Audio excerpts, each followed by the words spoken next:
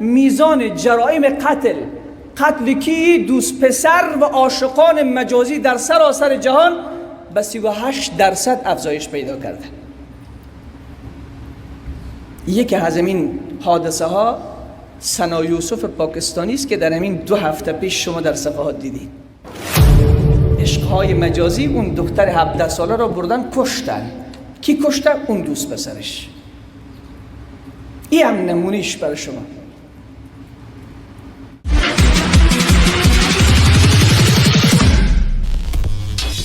صالحا من ذكر أو أنثى وهو مؤمن فلنحيينه حياة طيبة.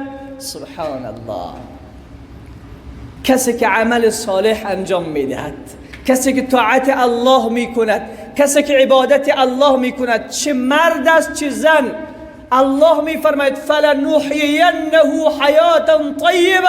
حالان که مؤمن است الله میگه در این دنیا زندگی پاکیزه برایش نصیب میگردد.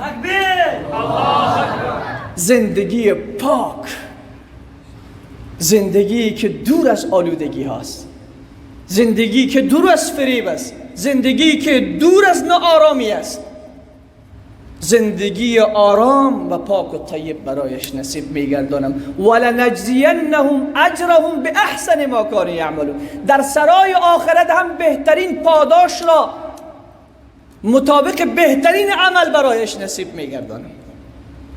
سبحان الله. الله رب العزت و الجلال میگه ولا متخذات اخدان، سوره نساء آیه 25. جوانا، قرآن میگه دوست پسر و دوست دختر نگیرید. ولا متخذات اخدان، دوستای پنهانی نگیرید، دوستهای نامشروع و حرام نگیرید برای خودتان. کی میگه؟ الله. ولا متخذات اخدان، دوست پسر و دوست دختر نگیرید. سازمان صحی جهان میگوید، سازمان صحی جهان میگوید میزان جرائم قتل دوست پسر و عاشقان مجازی به 38% در جهان که افزایش پیدا کرده. سازمان صحی جهان میگوید میزان جرائم قتل کی دوست پسر و عاشقان مجازی در سراسر جهان به 38% افزایش پیدا کرده. یکی از این حادثه ها سنا یوسف پاکستانی است که در همین 2 هفته پیش شما در صفحات دیدید. عشقهای مجازی اون دختر 17 ساله را بردن کشتن. کی کشته؟ اون دوست پسرش. این هم نمونیش برای شما.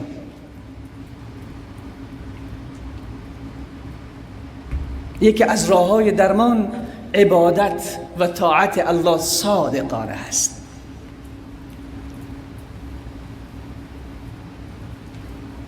امروز او قدر که بسیار عفو میخوایم پناه بر خدا که این را میگویم بعضی ها امروز به عبادت معشوق خود گرفتارند، به عبادت دوست دختر خود گرفتارند.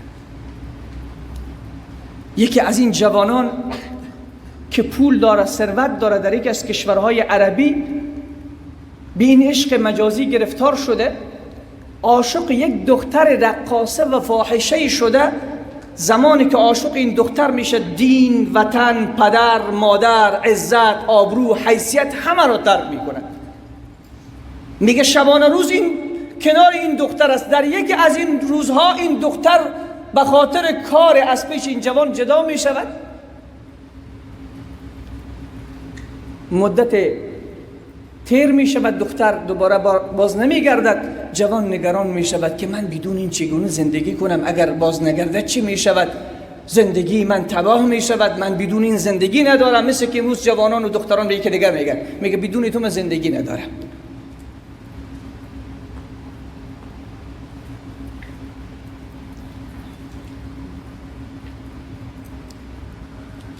اگر این باز نگردد چی می شود؟ میگه بعد از مدت که این قدر بیقرار و استراب از گاه می رود بیرون، گاه می آید داخل، گاه می رود بیرون، اصلا نمی تواند جای بنشیند، انتظار میکشه چی وقت بر می گردد یا نمی گردد. میگه بعد از دقایق این دختر برمیگردد، دختر همین رقاصه و فاحشه کی عاشقش شده، دلباختش شده. همین که این داخل میشود میگه جوان بسیار با سرعت میرود، از دست علاقه زیاد سر به سجده پیش این دختر میاندازد. در برابر یک دختر فاحشه و رقاصه سر به سجده میاندازد، ولی این آخرین سجده در برابر گناه و معصیت.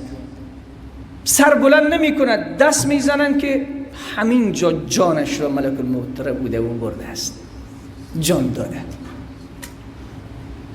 بی ایمان از این دنیا می رود.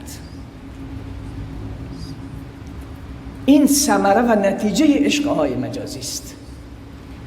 ای عزیزان من، ای جوانان گرامی، اونهایی که به این مرض گرفتارن، برو ببین یک زندگیش مطالعه کنید. چقدر ناآرام هستن، نماز نمیتوانند بخوانند، شل شدن در برابر طاعت الله. حضرت عبدالله ابن عباس میگه اونی که طاعت الله میکند 5 تا نعمت خدا برایش میده. چند تا؟ 5 تا. اونی که دست از گناه گرفته و طاعت الله کرده 5 تا نعمت الله برایش میده. اول، ان للحسنة ضیاء فی الوجه. اول نعمتی که خدا برایش میدهد در چهرهش نور پیدا میشود، چهره درخشان دارد، چهره دلربایی دارد. این به برکت طاعت و بندگی است. دوست نداری جوان چهره تو با نور ایمان درخشان شود؟ دوست نداری؟ خب پس با عشقهای مجازی نمی شود، با محبت الله بلند، با محبت الله چهرهش درخشان. دوم، نورا فی القلب. در قلبش نور ایمان موج میزند. این ناآرام نیست، آرام است. در اوج خستگی ها، در اوج ناملایمتی ها، در اوج نارسایی ها، در اوج غم ها، این آرامش داره. چرا؟ با خاطری که با الله تعلق داره. کسی که با الله تعلق داره، الله تنها آخرت را نه بلکه دنیا را هم برایش میده. و نورا فی القلب و سعتا فی الرزق. سوم نعمتی که الله میدهد در رزقش، در زندگیش، در کار و کسبش، در مالش خدا برکت میدهد. او از رزق شکایت نداره، از گرسنگی شکایت نداره، چون خدا نمیخواهد بنده خوبش گرسنه باشد. سبحان الله. و قوتا فی البدن. در بدنش قوت پیدا میشه. امروز جوانان هستن ورزش میکنن، وزنهای گرنگ میزنن، اما در نماز صبح فکر میکنی کوها سر شانه هایشون از بلند شده نمیتوانند.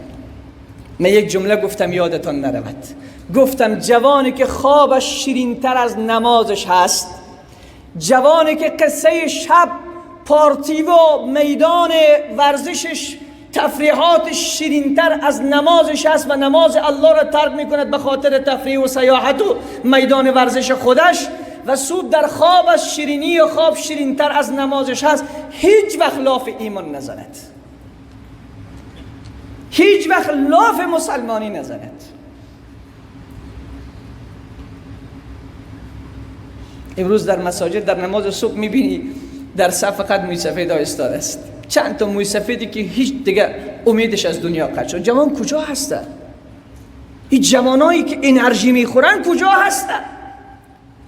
در دکان ها انرژی نمان، کمپانی ها هر روز انرژی تولید میکند. پرفروش ترین چیزی که در شهر ما هست و در کشور ما هست انرژی هستن. قوت این جوان کجاست؟ نماز صبح جوان در کجاست؟ در نماز تهجد در دلهای شب این جوان کجاست؟ در دفاع از دین و مقدسات این جوان کجاست؟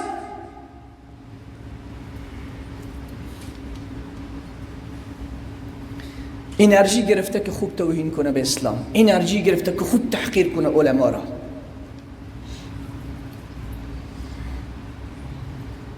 و قوتا فی البدن. عبادت قوت در بدن، بدون انرژی خدا قوت به تو نصیب میگرداند. مثل خالد، مثل عمر.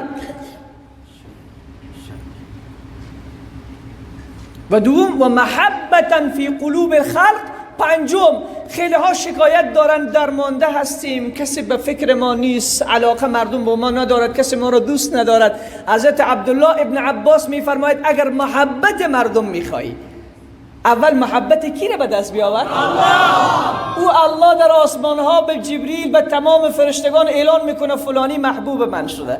بعد اونها میایین به زمین، به اهل زمین اعلان میکنن فلانی محبوب الله است. اون وقت محبوب همه خلق میشی.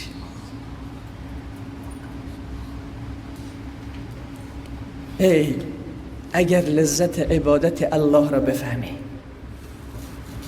اگر لذت همنشینی با الله را بفهمی، اگر لذت ملاقات الله را بچشی، به خدا قسم با هیچ لذت از لذت‌های دنیا تبدیلش نمی کنی. بگو یک بار الله